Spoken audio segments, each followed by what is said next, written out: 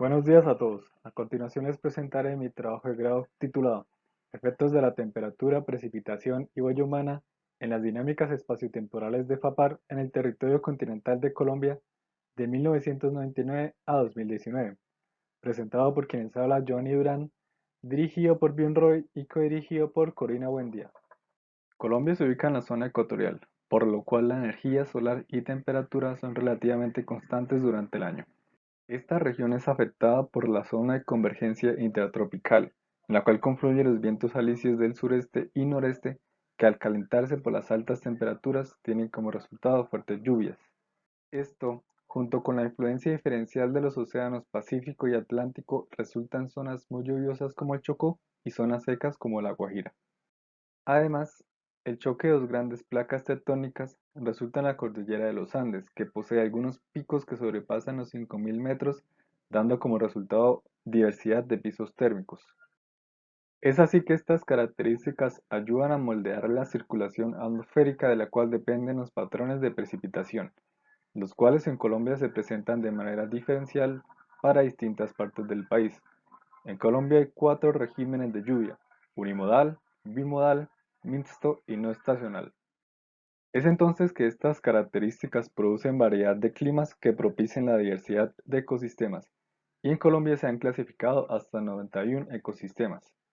Y estos 91 ecosistemas albergan alrededor del 10% de las especies reconocidas, haciendo que Colombia se posicione como el segundo país más biodiverso, el cual brinda importantes servicios ecosistémicos. Es por esto que es pertinente preguntarnos, ¿cómo es el estado actual del funcionamiento de los ecosistemas en Colombia? Y uno de los procesos que caracteriza el funcionamiento de un ecosistema es la fotosíntesis. Pero en este trabajo nos referiremos a ella como actividad fotosintética, más específicamente al intercambio de masa y energía entre el dosel y la atmósfera que lo rodea. Esta actividad fotosintética puede ser medida mediante sensores remotos, gracias a las propiedades espectrales emitidas por las plantas, como FAPAR, el cual se refiere a la fracción absorbida del espectro visible por el dosel, que comprende los 400 y 700 nanómetros, que usan las plantas para realizar la fotosíntesis. Dos de los componentes importantes de los que depende la fotosíntesis son el clima y los procesos biológicos. En el clima tenemos factores como la precipitación, temperatura y radiación solar, los cuales pueden sufrir cambios por el efecto de la variabilidad climática de una zona. Por otro lado, dentro de los procesos biológicos tenemos la disponibilidad de nutrientes en el suelo y la actividad antropogénica. Además, la relación entre la actividad fotosintética y las variables climáticas es diferente, dependiendo del ecosistema, la vegetación, el suelo, la latitud y la altitud. Por ejemplo, los ecosistemas de sabanas, matorrales y zonas de cultivo presentan correlaciones significativas positivas de la actividad fotosintética con la precipitación, mientras que en los bosques, los cambios de la actividad fotosintética pueden estar correlacionados significativamente con una de las dos o no presentar correlaciones significativas. Y uno de los mecanismos fisiológicos que regulan esta relación es la apertura y el cierre de las estomas, el cual controla la pérdida de agua, absorción de carbono, crecimiento, producción de biomasa, entre otros. Y en los procesos biológicos, el uso del suelo y la explotación de los recursos naturales son las principales causas de la degradación de los ecosistemas, los cuales en Colombia han tenido mayor impacto en la región de los Andes y el Caribe, como se observa en el mapa a la izquierda con color rojo, ya que allí hay mayor densidad poblacional. Esos efectos pueden calcularse mediante índices que proporcionan información de dónde y cómo se distribuyen los impactos antropogénicos en diferentes periodos de tiempo, mediante datos como intensidad del uso del suelo, densidad poblacional, distancia de las carreteras, fragmentación de la vegetación natural, entre otros. Como planteado anteriormente, nuestra hipótesis es que los patrones espaciotemporales de FAPAR están determinados por la temperatura, precipitación, el tipo de ecosistema y la huella humana. Nuestro objetivo general es evaluar los efectos de la temperatura, precipitación y huella humana en las dinámicas espaciotemporales de FAPAR en el territorio continental de Colombia de 1999 a 2019. Y nuestros objetivos específicos son ensamblar datos espaciotemporales de temperatura, precipitación y FAPAR para Colombia, comparar los datos de temperatura y precipitación con las series temporales de las estaciones del IDEAM, analizar los patrones espaciales de los resultados obtenidos y analizar los efectos de la precipitación y temperatura en la actividad fotosintética teniendo en cuenta la huella humana y el tipo de ecosistema. Los resultados serán presentados en orden de objetivos específicos, comenzando por los dos primeros debido a que están relacionados entre sí. Para esto se obtuvieron las variables a través de diversas fuentes. Como índice de actividad fotosintética se utilizó FAPAR, obtenido de la plataforma Copernicus. Su unidad va de 0 a 1 y cuenta con una resolución espacial de 1 kilómetro cuadrado. Ya que los datos de temperatura proveídos por el Instituto de Hidrología, Meteorología y Estudios Ambientales IDEAM representan los valores observados más cercanos a los valores reales y son medidas particulares de las estaciones meteorológicas instaladas a través de Colombia, se incorporaron los datos disponibles para tener cobertura total del territorio mediante el método Simplex Plains, el cual adapta una superficie plana en donde las coordenadas y de un modelo digital de elevación son variables independientes y la temperatura de cada estación climática son variables dependientes. Los datos de precipitación fueron obtenidos de la plataforma CHIRPS y son medidas en milímetros de agua totales por mes con una resolución espacial de 5 kilómetros cuadrados. Como índice de actividad antropogénica usamos el índice de la huella humana ajustado al legado LHFI, que resulta de la contribución relativa del impacto humano y transformación del territorio de 7 variables. Este índice varía de 0 a 100, con una resolución espacial de 300 metros, donde 0 es la inexistencia de impacto antropogénico. Este índice es calculado para 3 periodos de tiempo, de los cuales en este trabajo se utilizó la media del periodo que comprende los años 2000 a 2015, ya que estos coinciden temporalmente con el periodo de estudio. Finalmente se utilizó el mapa de los ecosistemas naturales del IDEAM del 2017, de los cuales solo tuvimos en cuenta los ecosistemas terrestres. Las variables FAPAR, temperatura, precipitación y huella humana se agregaron a una resolución espacial de 1 kilómetro cuadrado para el periodo de estudio y a una resolución temporal mensual. Para el tipo de ecosistema no es necesario este último paso. Además, con el fin de hacer un control de calidad de las variables climáticas, se comparó la temperatura interpolada y la precipitación de CHIRPS con los datos de las estaciones climáticas del IDEAM, haciendo uso de regresiones lineales mediante los coeficientes de determinación R cuadrado y error cuadrático medio. De los datos ensamblados, empezaremos por FAPAR, el cual diferencia las regiones naturales del país. De manera muy general, regiones asociadas al bosque húmedo tienen valores constantes cercanos a 1, es decir, hay una alta actividad fotosintética, mientras que regiones secas como el Caribe o la Orinoquía, FAPAR oscila entre 0.8 a 0.2 en la escala mensual multianual. En los mapas de precipitación mensual multianual se pueden ver patrones de regiones en las que los niveles de lluvia son bastante altos, como el Pacífico, mientras que en el Caribe hay baja precipitación en la mayoría de los meses. Y finalmente, los mapas de temperatura muestran las principales diferencias de temperatura debido a los cambios altitudinales. Cuando comparamos los datos de precipitación y temperatura con los datos de las estaciones meteorológicas del IDEAM, observamos, por un lado, que el método de interpolación de la temperatura es una buena aproximación para conocer la temperatura de sitios sin información en Colombia, ya que presenta un alto R cuadrado de casi 0.99 y un error cuadrático medio menor de 1 grado Celsius, mientras que los valores de CHIRPS muestran diferencias significativas con los valores del IDEAM, con un R cuadrado de apenas 0.34 y error cuadrático medio de 82 milímetros de agua. Estas diferencias entre las capas climáticas con los valores reales depende de la naturaleza de cada variable. La temperatura puede ser conocida fácilmente si se conoce la altitud, longitud y latitud de suficientes observaciones en el territorio. Y esto es gracias al gradiente adiabático, en el cual la temperatura disminuye a medida que se aumenta la altura, y en los trópicos se disminuye aproximadamente 6.9 grados Celsius por cada kilómetro. Y es así que otros trabajos logran igualmente datos con una buena correspondencia a las observaciones del IDEAM. Y por otro lado, la estimación de precipitación en Colombia es un reto ya que es modulada por múltiples elementos como la fisiografía de las cordilleras, las fuentes de humedad provenientes de océanos y cuencas, la zona de convergencia intertropical o el papel activo de la vegetación, entre otros. Y esto genera incertidumbre en diferentes productos que se encuentran disponibles de precipitación. Sin embargo, a pesar de esto, la precipitación de CHIRPS representa aceptablemente los patrones de lluvia en Colombia. Para nuestro tercer objetivo específico, el cual es analizar los patrones espaciales de los resultados obtenidos, empleamos correlaciones de Spearman para identificar la relación de FAPAR con sus determinantes espaciotemporales. Estas correlaciones reflejan la relación monotónica entre dos variables y oscila entre 1 a -1, donde uno representa que al aumentar los valores de una variable, la otra también aumenta, pero no necesariamente a una tasa constante. Además, es un método no paramétrico y no requiere conocer ningún supuesto sobre la distribución de los datos.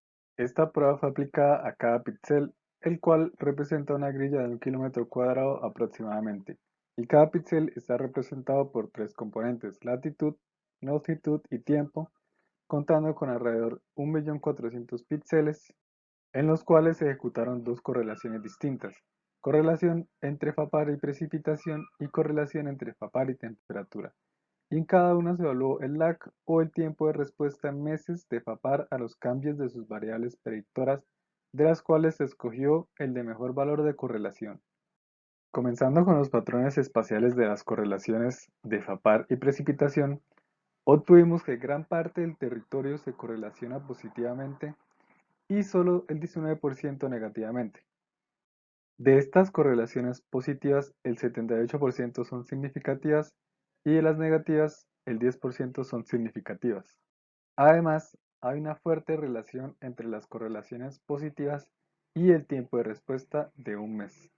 El hecho de que la mayoría de las correlaciones sean positivas soporta la idea de que la disponibilidad de agua es el factor dominante en la productividad vegetal en los trópicos, y esto ocurre principalmente en ecosistemas áridos o ecosistemas transformados, como los agroecosistemas, bosques secos, desiertos, sabanas, xerófita y subxerófitica, territorio artificializado, transicional transformado, en los cuales la media de los valores de correlación está por encima de 0.5 y en la mayoría del área el tiempo de respuesta es de un mes.